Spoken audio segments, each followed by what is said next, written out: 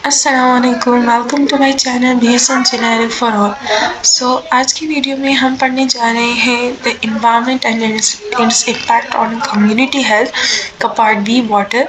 First part हमने पढ़ा था इसका इन्वायरमेंट का जो पढ़ा था वो जस्ट इंट्रोडक्शन टू इन्वायरमेंट था।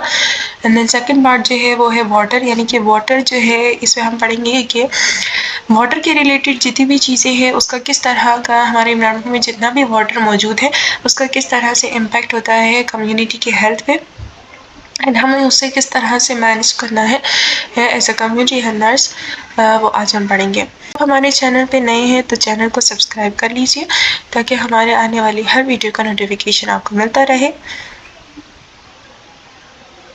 So let's start the video. Water water जो है ये क्या होता है? वाटर सिंपल हम पानी को कहते हैं, लेकिन सेफ एंड होलसम वाटर क्या होता है, यानी कि जो हमारी हेल्थ के लिए सेफ हो और जो गुड हो हमारी हेल्थ के लिए, यानी कि हेल्थफुल हो और जिससे हमारी बॉडी की जो हेल्थ है वो मेंटेन रह सके, तो वो वाटर जो है उसे हम कैसे डिफाइन कर सकते हैं। इसमें जो है ये 4 मेन पॉइंट्स होने चाहिए। एमसीक्यूज के लिए स्लाइड बहुत ज़्यादा इंपॉर्टेंट है। फ्री फ्रॉम पैथोजेनिक एजेंट्स, यानी कि पैथोजेनिक एजेंट्स उसमें नहीं होने चाहिए, यानी कि बैक्टीरिया ये कि कंटामिनेटेड नहीं होना चाहिए, बैक्टीरिया वायरस वगैरह नहीं होने चाहिए। हार्मफुल केमिकल्स से जो है और जितने भी ऐसे अनप्लीजेंट सब्सटेंसेस हैं और अनप्लीजेंट जो टेस्ट है उसमें वो नहीं होना चाहिए, यानी कि वाटर जो है वो टेस्टलेस होता है, उसमें कोई टेस्ट नहीं होना चाहिए और उसे हार्मफुल केमिकल से हमें बचा के रखना है, वो भी नहीं होनी चाहिए। उसका कोई कलर भी नहीं होता एंड कोई ऑर्डर भी नहीं होता। पानी जो है वाटर जो है बिल्कुल ट्रांसपेरेंट होता है, उसका कोई कलर नहीं होता, ऑर्डर उसका नहीं होता, टेस्टलेस होता है और डोमेस्टिक पर्पस के लिए, यानी कि हमारे जो रूटीन के जितनी भी काम है उन सब पर्पसेस के लिए वो यूजेबल होना चाहिए, यानी कि कपड़े धोने के लिए हम उसे यूज़ कर सकते हैं, बर्तन धोने के लिए, अपनी डिफरेंट लाइफ एक्टिविटीज़ जो है यानी कि सफाई सुथराई के लिए हम वो यूज़ कर सकते हैं। ये जो पॉइंट्स हैं ये एमसीक्यूज के हवाले से बहुत ज़्यादा इंपॉर्टेंट है। पोल्यूटेड और कंटामिनेटेड वाटर जो होता है ये अगर अबव क्राइटेरिया जो है ये वाला पूरा नहीं हो रहा है, उस वाटर को फिर हम पोल्यूटेड वाटर कहेंगे और कंटामिनेटेड वाटर कहेंगे। वाटर रिक्वायरमेंट्स, वाटर की क्या क्या रिक्वायरमेंट्स होनी चाहिए, यानी कि हमें वाटर की कितनी रिक्वायरमेंट होती है फिजियोलॉजिकल रिक्वायरमेंट जो है ड्रिंकिंग वाटर की, यानी कि सिर्फ सर्वाइवल के लिए अगर हम देखें तो पर कैपिटा यानी कि एक बंदे को पर डे सर्वाइवल के लिए 2 लीटर जो है पानी उसे चाहिए होता है उसकी बॉडी को सर्वाइव करने के लिए, यानी कि पर डे हम 2 लीटर वाटर पीते हैं and 150 to 200 per capita per day urban areas, यानी कि अर्बन एरियाज जो है यानी कि जो शहरी इलाके हैं वहाँ पे पानी जो है वो बहुत ज़्यादा यूज़ होता है, यानी कि डिफरेंट सोर्सेज के लिए, डिफरेंट पर्पसेस के लिए, डोमेस्टिक पर्पसेस के लिए, लिविंग एक्टिविटीज़ के लिए, उस सब के लिए जो है वह तकरीबन 150 to 200 litre per capita per day का मतलब होता है, यानी कि एक बंदा जो है वो दिन में 150 to 200 लीटर जो है वो पानी इस्तेमाल करता है शहरी इलाकों में। एंड रूरल एरियाज में क्या होता है, रूरल एरियाज में जो है 40 लीटर जो है per capita per day use किया जाता है, यानी कि एक बंदा जो है वो पूरे दिन में 40 लीटर जो है पानी वो यूज़ करता है फॉर डिफरेंट पर्पसेस के लिए। देन इसके बाद है यूजेस ऑफ वाटर, वाटर को हम किस किस चीज़ के लिए यूज़ कर सकते हैं। यूजेस क्या क्या है वाटर के, ये बहुत ही आसान सी बात है, हमें पता है। डोमेस्टिक पर्पसेस यानी कि हमारी जितनी भी लिविंग डेली लाइफ की जितनी भी एक्टिविटीज़ होती है, कपड़े धोना, बर्तन धोना, उस सब के लिए यूज़ होता है। पब्लिक पर्पसेस के लिए भी यूज़ होता है, यानी कि जो बाहर जितने भी हमें रोड साइड पे जो भी पेड़ वगैरह नज़र आते हैं, जितने पौधे होते हैं, जितनी ग्रीनरी होती है, उन सबको भी वाटर की ज़रूरत होती है। इंडस्ट्रियल पर्पसेस के लिए यूज़ किया जाता है, यानी कि बड़ी बड़ी जो इंडस्ट्रीज़ होती हैं, जितने भी कारखाने वगैरह होते हैं, उस सब में जो है डिफरेंट चीज़ें बनाने के लिए जो है वो यूज़ किया जाता है वाटर। एग्रीकल्चर पर्पसेस के लिए यूज़ किया जाता है, यानी कि जितनी भी खेती बाड़ी वगैरह होती है वहाँ पे वाटर की बहुत ज़्यादा ज़रूरत होती है। पावर प्रोडक्शन यानी कि बिजली बनाने के लिए भी वाटर की ज़रूरत होती है, और वेस्ट जो है यानी कि सफाई के लिए भी हमें वाटर की ज़रूरत होती है। वाटर जो है इसके बहुत सारे डिफरेंट यूजेस हैं एंड अनगिनत यूजेस हैं। सोर्सेज ऑफ वाटर सप्लाई क्या क्या है, यानी कि अब वाटर की तो ज़रूरत हमें बहुत ज़्यादा है, लेकिन अब ये वाटर जो है आएगा कहाँ से, यानी कि इसका सोर्स ऑफ सप्लाई क्या होगा। 3 मेन कैटेगरीज में डिवाइड किया गया है सोर्सेज ऑफ वाटर को। फर्स्ट वाला जो है वो है रेन। रेन के ज़रिए से हमें वाटर मिल सकता है जो कि प्योरेस्ट फॉर्म होता है वाटर का, जो कि आजकल अब नहीं रहा है, इसे हम आगे पढ़ेंगे, डिस्कस करेंगे। एंड सरफेस वाटर होता है, सरफेस वाटर यानी कि जो हमें दिखाई देता है ऑन द सरफेस पे होता है अर्थ पे। इसमें आते हैं इम्पोर्टिंग रिजर्वायर्स आते हैं।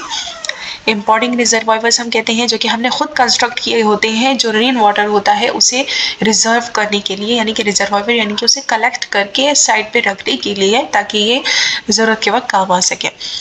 रिवर्स में होते जितने भी दरिया स्ट्रीम्स वगैरह होते हैं, टैंक्स बनाए जाते हैं, पॉन्ड्स बनाए जाते हैं एंड लेक्स बनाए जाते हैं, झीलें वगैरह होती हैं, दरिया होते हैं।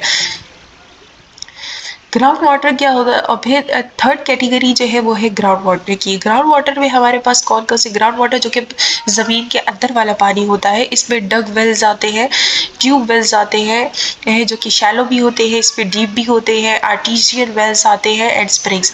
आर्टिशियल वेल्स स्प्रिंग्स हम उन्हें कहते हैं जो कि चश्मे होते हैं, स्प्रिंग चश्मों को कहते हैं, यानी कि जो ग्राउंड वाटर होता है वो नेचुरल फोर्स के ज़रिए से ऊपर की तरफ आता है, सरफेस की तरफ आता है। ये वाटर सप्लाई के वो हो गए। फिर है सबसे पहले कैटेगरी जो है वो है रेन की, यानी कि रेन के ज़रिए से हमें वाटर जो मिलता है अब वो किस तरह का होता है। सो ये वाटर साइकिल चलता जाता है, यानी कि वाटर जो है वो फ्रॉम द अर्थ जो है सरफेस से ये एवापोरेट होके जाके इससे जो है क्लाउड्स बनते हैं, फिर वहाँ से वापस से रेन होती है एंड वापस वो वाटर आता है। इस तरह से ये साइकिल चलता जाता है। सो ये एक जो है पूरा साइकिल होता है जो कि नेचुरल साइकिल है और चलता जाता है।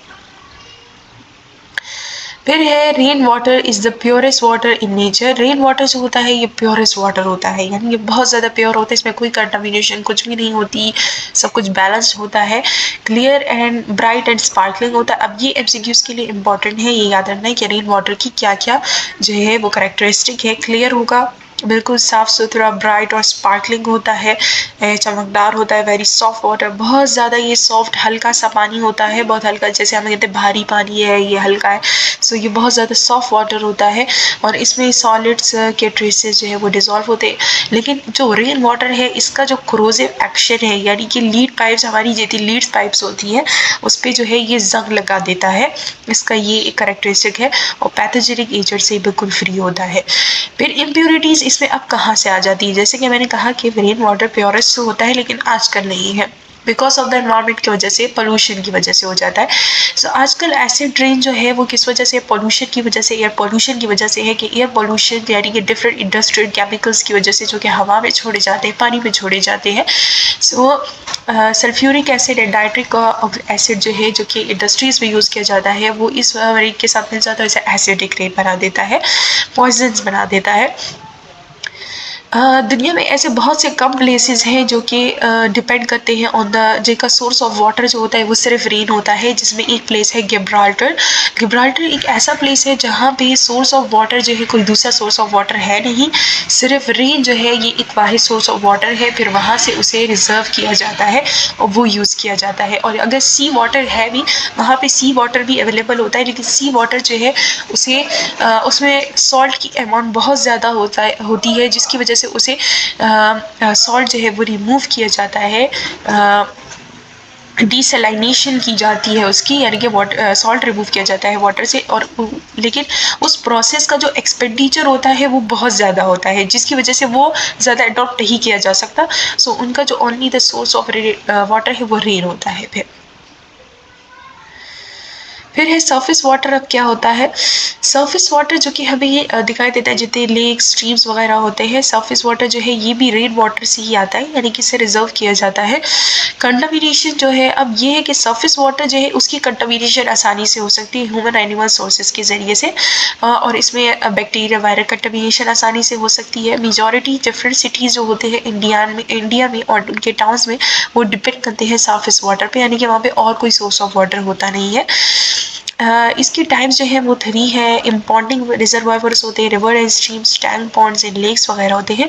तो river, streams and tanks, ponds वगैरह जो है इस सब को आप जानते हैं, ये नेचुरल सोर्सेज है, यानी कि जितनी भी झीलें वगैरह होती है, दरिया होते हैं, ये सारे होते हैं। एंड इम्पॉन्डिंग रिजर्वायर जो है ये मैन मेड होता है, इम्पॉन्डिंग रिजर्वायर जो है वो किस तरह का होता है, जैसे कि आप इस पिक्चर में देख सकते हैं कि ये इम्पॉन्डिंग रिजर्वायर है, यानी कि इसमें क्या किया जाता है कि आर्टिफिशियल लेक की तरह जो है, आर्टिफिशियल लेक की तरह होता है इसका स्ट्रक्चर। ये कंस्ट्रक्ट किया जाता है वहाँ पे जहाँ पे बारिश ज़्यादा होती है, यानी कि जहाँ पे वाटर जो है, रेन वाटर, वो आसानी से सेव किया जा सकता है, रिजर्व किया जा सकता है। इसमें जो है मिजनरी बनाई जाती है, यानी कि खुद कंस्ट्रक्ट किया जाता है थ्रू ब्रिक्स एंड क्लेस, ये कंस्ट्रक्ट किया जाता है। इसका कोई कैचमेंट एरिया होता है, यानी कि जहाँ पे बारिशें ज़्यादा होती हैं वहाँ पे ये कंस्ट्रक्ट किए जाते हैं। अगर कहीं पे बारिश नहीं होगी तो वहाँ पे तो कंस्ट्रक्ट करने का फ़ायदा नहीं है, तो जहाँ पे बारिश ज़्यादा होती है वहाँ पे कंस्ट्रक्ट किया जाता है। ज़्यादातर ये पहाड़ी इलाकों में होते हैं और इसकी भी काफ़ी अच्छी क्वालिटी होती है, क्लियर भी होता है, पैलेटेबल भी होता है, यानी कि पानी पीने के काबिल भी होता है। Ranks next to rain water in purity, purity में जो है रेन वाटर के बाद नेक्स्ट जो नंबर आता है वो इम्पॉन्डिंग रिजर्वायर्स का आता है। ये भी एमसीक्यूज के हवाले से 2 एमसीक्यूज बन सकते हैं कि सबसे प्योरेस्ट वाटर जो है वो रेन वाटर होता है, एंड देन इसके बाद सेकंड नंबर पे जो है वो इम्पॉन्डिंग रिजर्वायर है। इसका जो कैचमेंट एरिया होता है, यहाँ पे जो है वो मिजनरीज बनाई जाती है, फेंस हाई होते हैं, जिसकी वजह से ह्यूमन और एनिमल की इंट्रूजन जो है, यानी कि वहाँ पे ह्यूमंस और एनिमल का जाना जो है इस तरह मना होता है, ताकि कंटामिनेशन जो है वो कम से कम हो। फिर इसके बाद आते हैं टैंक्स। टैंक्स जो है ये लार्ज एक्सकेवेशंस होती हैं, यानी कि इसमें बहुत ज़्यादा नीचे तक खुदाई की जाती है, ज़मीन में ये खोद कर बनाया जाता है। एक लार्ज कैचमेंट एरिया होता है इसका भी।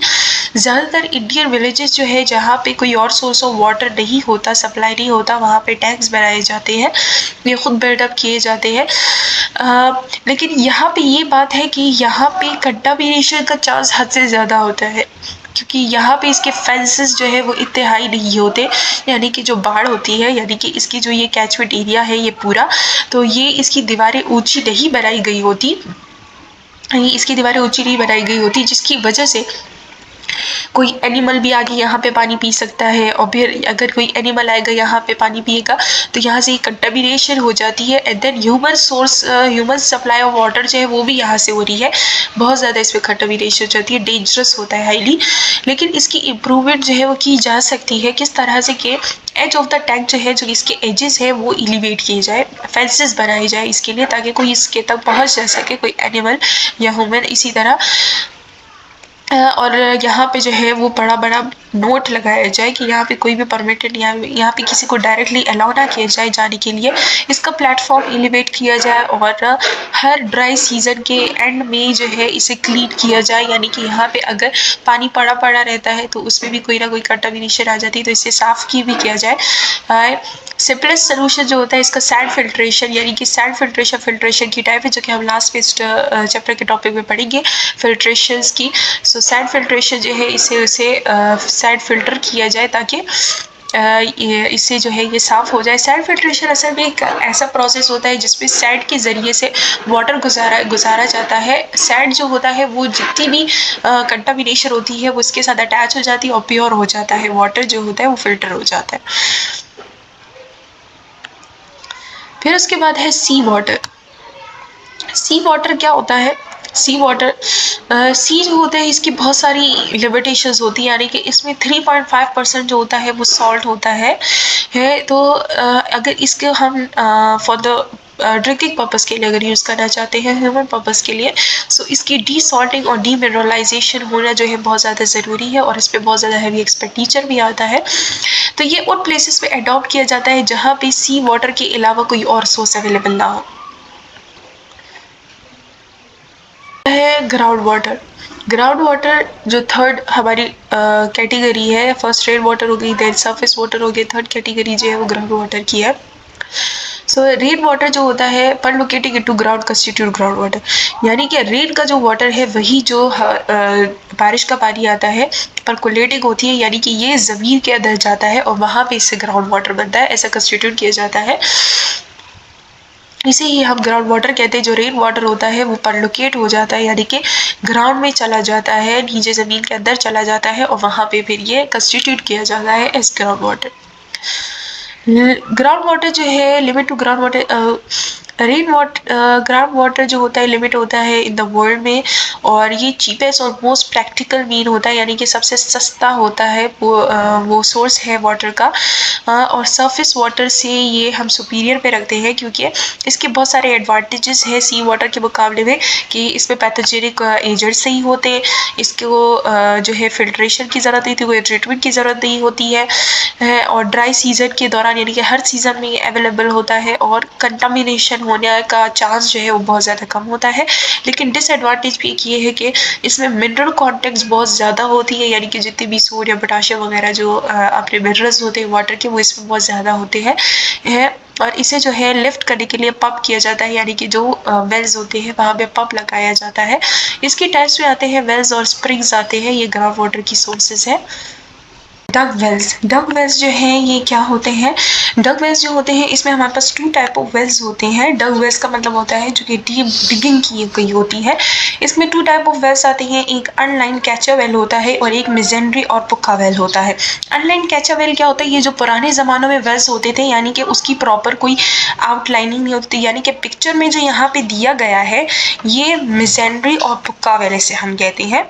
मिजेंड्री और पुक्का वेल का मतलब ये होता है कि इसको प्रॉपर बनाया गया होता है थ्रू सीमेंट्स, थ्रू ब्रिक्स के ज़रिए से, यानी कि इसकी जो है साइड पे वॉल्स बनाए गए होते हैं एंड साथ में अंदर जो है ये पूरा सही तरीके से बनाया गया होता है, ताकि इस वाटर में जो है वो मिट्टी जो है वो कम से कम हो और इसकी कंटेमिनेशन ना हो। सो जब ये डिगिंग की जाती है तो इसके बाद जो है मिजेंड्री, यानी कि इसे जो है सीमेंट वगैरह जो है और ब्रिक्स के ज़रिए से इसकी सही पूरी तरह से कंस्ट्रक्शन की जाती है। जबकि अनलाइन कैचर वेल जो है ये पुराने ज़माने के वेल्स होते थे जो कि सिर्फ डिगिंग की जाती थी, उसकी आउटलाइनिंग यानी कि उसे पूरी तरीके से सीमेंट या ब्रिक्स के ज़रिए से सेव नहीं किया जाता था। हाँ, तो उसके जो है बंद होने के चांसेस भी काफ़ी ज़्यादा होते थे। इम्प्रूवमेंट ऑफ डग वेल्स की इम्प्रूवमेंट किस तरह से की जाती कि इसे ये डीपनिंग जो है यानी कि बॉटम तक इसकी खुदाई की जाए, इसके साथ हैंड पंप्स और स्क्रीन्स लगाए जाएं, यानी कि हैंड पंप्स लगाए जाएंगे ताकि पानी जो है उसे ऊपर लाने में आसानी हो, यानी कि आसानी से इजीली अवेलेबल हो सके। Filling the well with coarse sand up to the water level and clear above the. अब इसमें क्या किया जाता है, जब ये डिग किया जाता है तो इसके अंदर सैंड भरी जाती है ताकि वाटर जो है वो उसका लेवल अप रहे, यानी कि वो ऊपर की तरफ रहे, वाटर लेवल ज़्यादा से ज़्यादा ऊपर हो, और क्लेज और सीमेंट और ब्रिक्स के ज़रिए से जो है इसे प्रॉपर कंस्ट्रक्ट किया जाता है। अपर 10 फीट जो है इसकी वाटर टाइट लाइनिंग जो है वो लगाई जाती है, इससे वाटर लाइनिंग भी लगा सकते हैं। Difference between shallow and deep well. Shallow और डीप वेल में क्या डिफरेंस होता है? एक शैलो वेल होता है, शैलो वेल का मतलब होता है जो कि ऊपर सरफेस पे होता है, एंड डीप वेल का मतलब होता है जो कि डीपली डिगिंग की जाती है जिसकी। सो डेफिनेशन इसकी क्या है? Shallow well and deep well जो है इसका जो डेफिनेशन है वो हम on the basis of strata करेंगे। स्ट्रेटा यानी कि अर्थ की जो लेयर्स होती है उसे हम स्ट्रेटम कहते हैं। रॉक स्ट्रेटम होता है, सॉलिड स्ट्रेटम, वाटर स्ट्रेटम होता है। Above the first impervious layer, impervious layer यानी कि फर्स्ट इम्परवियस लेयर की जो अबव होता है उसे हम शैलो वेल कहते हैं, and below the first impervious layer जो है उसे डीप वेल कहते हैं। डीप वाला जो है वो बहुत ज़्यादा नीचे की तरफ होगा। हाँ, सो इसमें अब क्या होगा, अगर हम फूड डायग्राम इसको देखें, डायग्राम को हम समझते हैं, यहाँ पे थोड़ा सा हम जूम करेंगे। हाँ, अगर आप इस डायग्राम को देखें, यहाँ पे शैलो वेल दिया गया है एंड डीप वेल दिया गया है। यहाँ पे एक है पोरस स्ट्रेटा, एक है इम्परवियस स्ट्रेटा, फिर पोरस स्ट्रेटा एंड फिर इम्परवियस स्ट्रेटा। ये लाइन वाइज आती है, यानी कि जो अर्थ की नीचे वाली लेयर है उसे डिवाइड किया जाता है into porous strata, then impervious strata, फिर पोरस स्ट्रेटा, फिर इम्परवियस स्ट्रेटा। सो जैसे कि आप देख सकते हैं इम्परवियस स्ट्रेटा हम उस स्ट्रेटा को कहते हैं कि जहाँ पे रॉक्स की जो है लेयर है वहाँ से वाटर जो है वो ऊपर की तरफ नहीं जा सकता, वो अलाउ नहीं करता वाटर को थ्रू रॉक्स के ज़रिए से, यानी कि वहाँ पे कुछ इस तरह का वो मटीरियल होता है जिसकी वजह से वाटर जो है वो ऊपर नहीं जा सकता, उसे वाटर जो है वो इजीली फ्लोट नहीं कर सकता। जबकि पोरस लेयर जो होती है ये पोरस होती है, यहाँ के जो रॉक्स होते हैं उनके दरमियान गैप्स वगैरह होते हैं, यहाँ से वाटर जो है वो जा सकता है। सो इसीलिए जो वेल्स होते हैं वो पोरस लेयर में डिग किए जाते हैं, ना कि इम्परवियस स्ट्रेटा में, क्योंकि इम्परवियस स्ट्रेटा से वाटर जो है वो नहीं आ सकता। डीप वेल जो है सो ये हमारी जो दो इम्परवियस स्ट्रेटा है, सो ये फर्स्ट वाली हो गई एंड ये सेकेंड वाली हो गई। सो फर्स्ट स्ट्रेटा के नीचे जो फर्स्ट इम्परवियस स्ट्रेटा के नीचे जो डिग किया गया है वो डीप वेल है, और ऊपर शैलो की तरफ जो दिया है यानी कि फर्स्ट इम्परवियस लेयर के ऊपर जो है वो शैलो वाला है।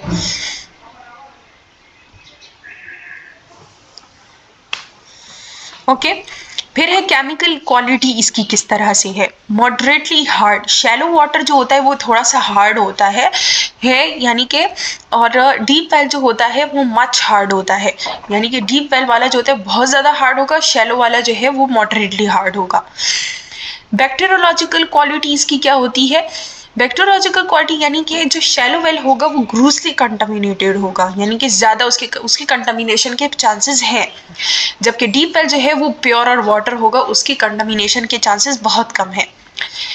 यील्ड अब किस तरह होती है, यानी कि कब अवेलेबल होता है। शैलो वेल जो है ये ड्राई इन समर, यानी कि समर के दौरान ये ड्राई हो जाता है, इसमें पानी नहीं होता, जबकि डीप वेल जो है वो कॉन्स्टेंटली सप्लाई करता है water throughout the weather, यानी कि हर सीजन में होता है।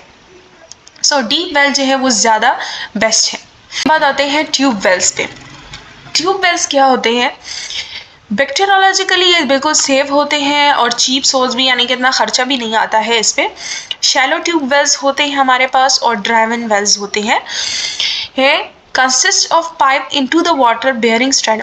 इसमें क्या किया जाता है कि एक पाइप सी होती है, जैसे कि आप पिक्चर में देख सकते हैं, एक पाइप सी होती है जो कि डीप वाटर के बेयरिंग स्ट्रेटम जो होता है, यानी कि पोरस स्ट्रेटा जो होता है उसके अंदर ये डीप फिटेड की गई होती है, और इसके ऊपर जो है एक स्ट्रेनर लगाया जाता है। स्ट्रेनर जो है हम जाली को कहते हैं, इस तरह की जो छन्नी सी होती है उसे हम स्ट्रेनर कहते हैं। इस तरह से एक जाली सी होती है, इसे हम स्ट्रेनर कहते हैं। ओके मतलब जिस तरह ये आटे की छन्नी जो हम इस्तेमाल करते हैं उस तरह का स्ट्रेनर होता है, उसे भी हम स्ट्रेनर कहते हैं। सो ये जो जाली सी होती है ये ऊपर लगाई जाती है एट द बॉटम पे, या बॉटम यानी कि नीचे लगाई जाती है ये स्ट्रेनर, जहाँ से वाटर जो है वो ऊपर आ रहा होता है। एंड हैंड पंप होता है एट द टॉप पे, हैंड पंप भी हो सकता है और ये थ्रू इलेक्ट्रिसिटी ये भी चल सकता है और इसके ज़रिए से फिर पानी जो है, और ये ज़्यादातर जो होता है ये खेती के लिए बहुत ज़्यादा यूज़ किया जाता है, यानी कि खेती बाड़ी में वहाँ पे खेतों में ये लगाए जाते हैं ट्यूबवेल्स, फिर वहाँ से इसे जो है इरिगेशन की जाती है सारे खेतों को। लेकिन और ये जो ट्यूबवेल्स हैं ये 5 to 10 ईयर्स तक चल सकते हैं।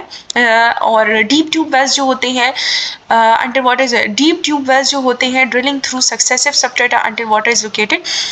चंडीगढ़ जो होता है, चंडीगढ़ जो है ये इंडियन का एक स्टेट है जहाँ पे वाटर सप्लाई जो है थ्रू आउट द चंडीगढ़, पूरे जो इसका शहर है चंडीगढ़ का, वहाँ पे सारे शहर में ये जो वाटर सप्लाई सोर्स है वो सिर्फ ट्यूबवेल्स है, यानी कि वो सारा जो है वो सिर्फ ट्यूबवेल्स पे चलता है। सो इतनी एडवांसमेंट के बाद भी अभी भी काफ़ी ऐसे जो है वो एरियाज़ हैं जहाँ पे सोर्स ऑफ वाटर सप्लाई जो है वो बहुत सारे ऐसे हैं कि जैसे कि ट्यूबवेल्स हो गए, इस पर डिपेंड है एंड सही वाटर सप्लाई जो है वहाँ पे नहीं होती। देन आते हैं स्प्रिंग्स पे, जो चश्मे होते हैं, कुदरती चश्मे होते हैं, ये ग्राउंड वाटर की सोर्स है। इसमें जो वाटर है वो नेचुरल प्रेशर के थ्रू ऊपर आता है, फ्रीली फ्लो करता है। Shallow spring and deep spring होते हैं, कुछ शैलो होते हैं यानी कि अबव होते हैं एंड कुछ डीप स्प्रिंग होते हैं। डीप स्प्रिंग जो होते हैं do not show seasonal fluctuation, यानी कि डीप स्प्रिंग जो होते हैं उसमें सीजनल फ्लक्चुएशंस नहीं आती है, यानी कि डीप स्प्रिंग जो होता है सीजन के साथ वो ख़त्म नहीं हो जाते, जबकि शैलो वाले होते हैं सीजन के साथ ख़त्म भी हो सकते हैं, यानी कि उसमें फिर पानी ख़त्म हो जाता है समर में और विंटर में वापस आ जाते हैं। फिर यहाँ पे है इसका जो इम्पोर्टेंट टॉपिक है एक वाटर प्यूरिफिकेशन का। वाटर प्यूरिफिकेशन जो है एक स्मॉल स्केल पे की जाती है, एक लार्ज स्केल पे की जाती है। स्मॉल स्केल पे एक वाटर प्यूरिफिकेशन होती है एंड ये दो टॉपिक्स हैं आपके, और एक जो है वो लार्ज स्केल पे की जाती है। ओके। सो स्मॉल स्केल पे कौन सी वाटर प्योरिफिकेशन की जाती है एंड लार्ज स्केल पे कौन सी की जाती है। सो अब हम ये पढ़ेंगे। ये मैंने इसके लिए स्लाइड्स डालने हैं इसमें। जो इसका मोस्ट इम्पॉर्टेंट टॉपिक है वो है वाटर प्योरिफिकेशन। ये आपकी स्लाइड में मौजूद नहीं है इसलिए मैंने इसमें डाल दिया है। इससे MCQs आ सकते हैं कि वाटर प्योरिफिकेशन जो है वो किस तरह होती है। वाटर प्योरिफिकेशन जो है वो प्रोसेस होता है जिससे वाटर को क्लीन किया जाता है और उसे सेव किया जाता है ताकि वो ड्रिंकिंग के लिए सुटेबल हो। नॉर्मली हम ये दो तरीक़ों से जो है दो हेडिंग्स में इसे डिस्क्राइब करेंगे। एक प्योरिफिकेशन होती है वाटर की ऑन लार्ज स्केल पे, यानी कि जो इंडस्ट्रियल लेवल पे होती है, एंड प्योरिफिकेशन होती है वाटर की ऑन स्मॉल स्केल पे। ये स्मॉल स्केल हम हाउस होल्ड में यूज़ कर सकते हैं। स्मॉल स्केल के जो होते हैं ज़्यादातर रिलेटेड होते हैं टू हाउस होल्ड में हम किस तरह से वाटर को प्योरीफाई कर सकते हैं। सो ये दोनों अब हम डिस्कस करेंगे। वाटर प्योरिफिकेशन जो है लार्ज स्केल पे 3 तरीक़ों से हो सकता है। Sedimentation of tank, filtration tank और क्लोरीनेशन से हो सकती है। Sedimentation, filtration, chlorination. सेडिमेंटेशन क्या होती है, पहले वाटर को जो है एक टैंक में रखा जाता है जहाँ पे उसे कुछ टाइम के लिए छोड़ा जाता है कि उसमें जितनी भी इम्प्योरिटीज़ हैं वो सारी सेडिमेंट यानी कि सेटल डाउन हो जाती हैं। फिर उसके बाद एक फिल्ट्रेशन टैंक होता है, उससे इसे गुजारा जाता है। इस फिल्ट्रेशन टैंक में एक लेयर सैंड की होती है। ये वाली लेयर जो है ये सैंड की है, ये वाली चारकोल की लेयर होती है। सैंड एंड चारकोल जो है क्या करते हैं, इसमें जितनी भी इम्प्योरिटीज़ होती हैं और जो कि नज़र नहीं आती उसे अपनी तरफ अट्रैक्ट कर लेता है, उसके साथ अटैच हो जाता है लाइक मैग्नेट की तरह। वाटर और जो है वो सारा प्योरीफाइड हो जाता है नीचे। यहाँ से फिर यह गया है और ये दूसरे टैंक में जाता है जहाँ पे इसकी क्लोरीनेशन होती है, यानी कि इसे ये जो है डिसइंफेक्ट किया जाता है। क्लोरीनेशन हम डिसइंफेक्शन के कहते हैं कि जो अगर ना दिखने वाले माइक्रोब्स वगैरह हैं वो इसमें ख़त्म हो जाए। एंड देन इसके बाद जो है इसको ये वाटर जो है क्लीन हो जाता है और सुटेबल हो जाता है फॉर ड्रिंकिंग के लिए। सो ये था लार्ज स्केल पे 3 टाइप्स की जो है प्योरिफिकेशन होती है, sedimentation, filtration and chlorination. Purification on small scale पे किस तरह की प्योरिफिकेशन जो है वो की जाती है। सो स्मॉल स्केल जो है उस पर जो है ज़्यादातर हम हाउस होल्ड में जो करते हैं। सो बॉइलिंग की जाती है, 5 to 10 मिनट्स तक हम बॉइलिंग करते हैं ताकि इसमें जितने भी माइक्रो ऑर्गेनिज्म हैं वो सारे किल हो जाते हैं। एंड डिस्टिलेशन हम करते हैं, not common use due to higher cost की वजह से ये यूज़ नहीं की जाती। ये लैब्स वगैरह में यूज़ किया जाता है। एडिशन ऑफ केमिकल्स हम यूज़ करते हैं हाउस होल्ड में, ब्लीचिंग पाउडर्स यूज़ करते हैं, 5% सोल्यूशन हम डालते हैं, यूज़ किया जाता है डोज का 5% सोल्यूशन होता है। 3 to 6 ड्रॉप हम पर लीटर में डालते हैं और कॉन्टैक्ट टाइम जो है इसका 1 to 2 हाफ आवर होता है, हाफ आवर के लिए। या फिर क्लोरीन टैबलेट्स यूज़ करते हैं हम, हेलाजोन टैबलेट्स भी इसे कहते हैं। 1 टैबलेट 1 लीटर वाटर में डालते हैं। फिर है आयोडीन सोल्यूशन हम यूज़ करते हैं, 2 ड्रॉप ऑफ 2% सोल्यूशन हम यूज़ करते हैं 1 लीटर के लिए। फिर इसके बाद है पोटाशियम परमैंगनेट यूज़ करते हैं, KMnO4 पोटाशियम परमैंगनेट कहते हैं इसे। ये अमाउंट जो है गिफ्ट दी जाती है, जस्ट पिंक कलरेशन हो जाती है to the water. And alum जो है ये हम यूज़ करते हैं, ये यूज़ किया जाता है फॉर टर्बिड वाटर के लिए हम यूज़ करते हैं in a dose of 0.5 to 0.4 grains पर 5 लीटर ऑफ द वाटर। ये सारी जो इसकी एक्सप्रेशन है याद करने की इतनी ज़्यादा ज़रूरत नहीं है, सिर्फ आपको पता होना चाहिए कि कौन कौन से जो है वो स्मॉल स्केल पे किए जाते हैं, कौन कौन से लार्ज स्केल पे किए जाते हैं। सो होप्स आप लोग को आज की वीडियो बहुत पसंद आई होगी। अगर आपको हमारी वीडियो अच्छी लगे एंड आपके लिए ये इन्फॉर्मेटिव एंड यूजफुल रही तो चैनल को लाइक, सब्सक्राइब और शेयर करना मत भूलिएगा। Thank you. अल्लाह हाफिज़।